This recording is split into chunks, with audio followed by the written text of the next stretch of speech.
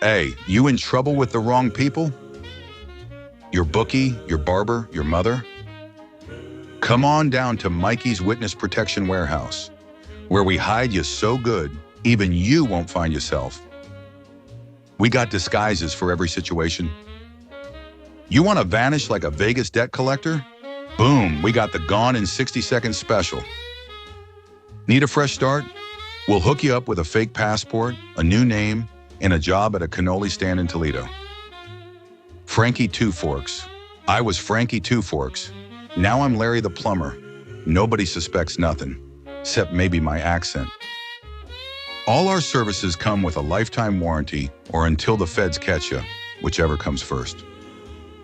Big Tony. Hey Mike, what about witness relocation for pets? Tony, no one's looking for your goldfish, all right? Mikey's Witness Protection Warehouse, hide smart, not hard. Call today and mention the code word "forget about it" for a free burner phone and 2 fake IDs. Mikey's Witness Protection Warehouse is not affiliated with the U.S. government, the FBI, or anyone with actual authority. Side effects may include new accents, strange relatives, and sudden urges to start over in Tampa. So don't wait. Disappear today and tell him Mikey sent you. Actually, don't tell him nothing. Mikey's Witness Protection Warehouse. We'll make you a nobody professionally.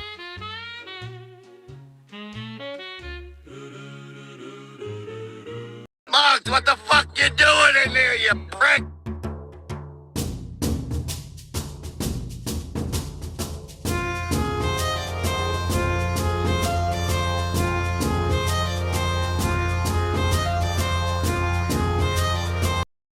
John T. Scalish, The Quiet Dawn of Cleveland. A Pizzaverse Studios Historical. The Silent Crown of Cleveland.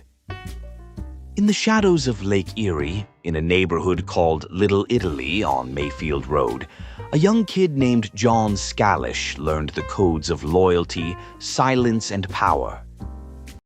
Born September 18, 1912, in Cleveland, Ohio, he was the son of Sicilian immigrants, the type you see in family albums, not newspapers.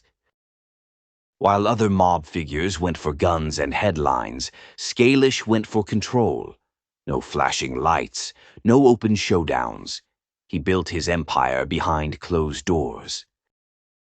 This documentary is about the man who made the city his boardroom and stayed there for 32 years. Little Italy to big rackets. Scalish grew up among bootleggers, street gangs, prohibition liquor routes. The local outfit known as the Mayfield Road Mob, named after the neighborhood he was raised in, held sway.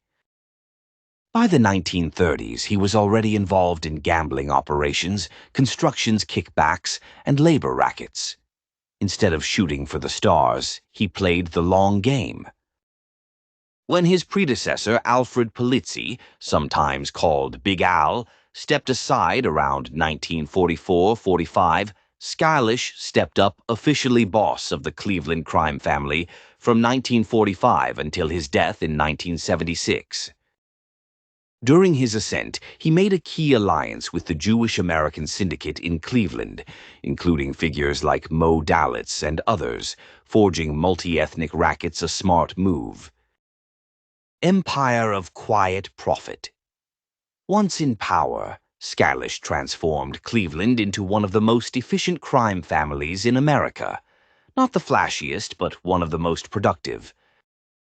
His family controlled bookmaking, gambling, sports betting, construction and urban rackets, labor union infiltration, especially the International Brotherhood of Teamsters, skimming casino profits in Las Vegas, for example, via the Desert Inn, etc. He kept violence to a minimum, fewer headlines, fewer bodies in the street, more ledgers balanced, more front companies running. In many ways, he was the businessman version of a Don. He also had national ties, the Chicago outfit, Genevieve's crime family in New York, and others. The Golden Era and the Trap of Inaction. During the 1950s, the Cleveland family peaked under him about 60 made members, and many associates. But there's a wrinkle. Scalish didn't induct many new members and allowed the organization to stagnate. He was so stable that he inadvertently let the younger, more volatile crime elements build their strength outside his control. The machine was solid, but the edges were fraying. Death of a Dawn, Birth of Chaos. On May 26, 1976, John T. Scalish died during open-heart surgery in Cleveland. Crucially, he died without naming a clear successor. That lack of succession planning exposed the family to internal breakdown. After his death, a violent mob war erupted in Cleveland, 1976-77, with the Irish faction led by Danny Green bomb-driving, the family losing turf, and the feds closing in. The empire that Scalish built with quiet discipline was undone by noise and open warfare. To legacy and lessons. Scalish's legacy is twofold. 1. A blueprint for how organized crime can sit in the boardroom as easily as the back alley. 2. A cautionary tale of what happens when you hold too tight to tradition and too little to innovation. He proved you could run a mob like a corporation, but he also proved that when the corporation refuses to evolve, you become vulnerable. Today, his era is often looked back on as the last golden age of the Cleveland mob. After him, decline, war, and legal crackdown. The Don Who whispered, John T. Scalish never placed his name in lights. He preferred the shadows. But his shadow stretched far from Cleveland's dockyards to the casinos of Las Vegas. He ruled not by making noise, but by making numbers, and when the numbers turned sour, the silence became his legacy. He died quietly, and that's maybe the most mob-worthy ending there is the guy who ran everything behind the curtain, exited behind the curtain. But when he left, the curtain dropped and the chaos began. Word to the wise.